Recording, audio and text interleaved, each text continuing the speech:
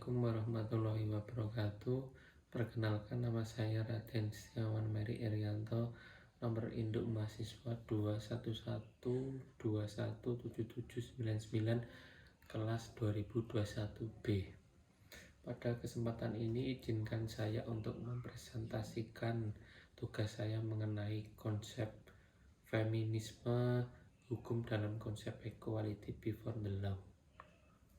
Feminisme adalah sebuah gerakan perempuan yang menuntut emansipasi atau kesamaan dan keadilan hak dengan pria. Gerakan feminisme yang mendapatkan momentum sejarah pada tahun 1960 menunjukkan bahwa sistem sosial masyarakat modern di mana memiliki struktur yang pincang akibat budaya patriarkal yang sangat kental. Marginalisasi peran perempuan dalam berbagai aspek kehidupan, khususnya ekonomi dan politik, merupakan bukti konkret yang memberikan kaum feminis. Terdapat empat aliran utama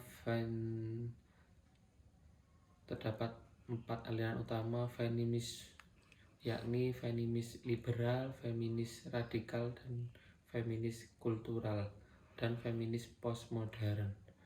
Dalam metode hukum feminis terdapat 5 hal penting yang bertujuan untuk memberikan penekanan ruang lingkup dan penumbuhan bagi kajian kritis pada hukum. Metode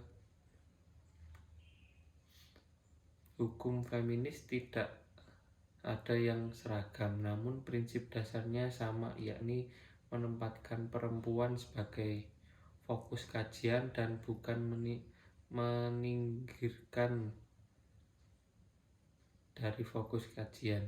5 hal penting berupa cara berpikir yang digunakan dalam pengkajian kritis hukum yang berkaitan dengan feminis adalah pengalaman perempuan,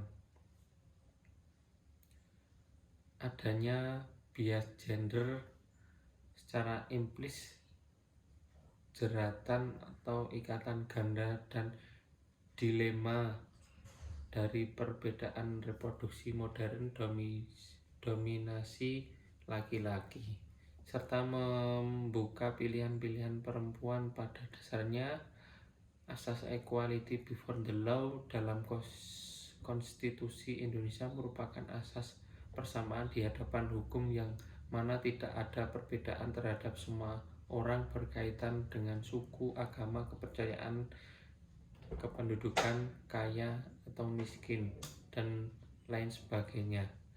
Asas ini merupakan asas yang fundamental agar terciptanya keadilan yang dicita-citakan oleh bangsa Indonesia. Namun hukum sebagai fenomena tunggal inilah yang dalam penerapannya tidak dapat menangkap fenomena plural tentang kenyataan-kenyataan sosial hidup, diantaranya kebutuhan kelompok perempuan atas keadilan. Apalagi fenomena tunggal tersebut diwarnai oleh pengaruh dari ideologi yang dominan dalam pembentukan, yakni patriarkalis. Hukum yang berangkat dan dipengaruhi oleh nilai-nilai tertentu, dalam hal ini patriarkalis, tidak lagi bisa mengatakan berpijak pada konsep netralitas dan objektivitas hukum. Karena hukum dirumuskan dan dari ceruk-ceruk ideologis yang mendominasi, hasilnya pasti adanya ketidakadilan bagi kelompok yang tidak mendominasi pola pikir pembuat hukum. Sehingga kembali lagi, saat hukum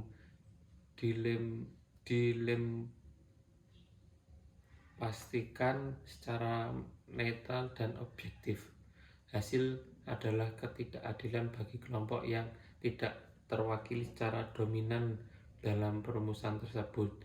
Dalam hal ini adalah perempuan. Karenanya teori hukum feminis selain menyatakan adanya bias patriarkalis dalam hukum, juga menolak adanya pelaksanaan hukum secara netral dan objektif.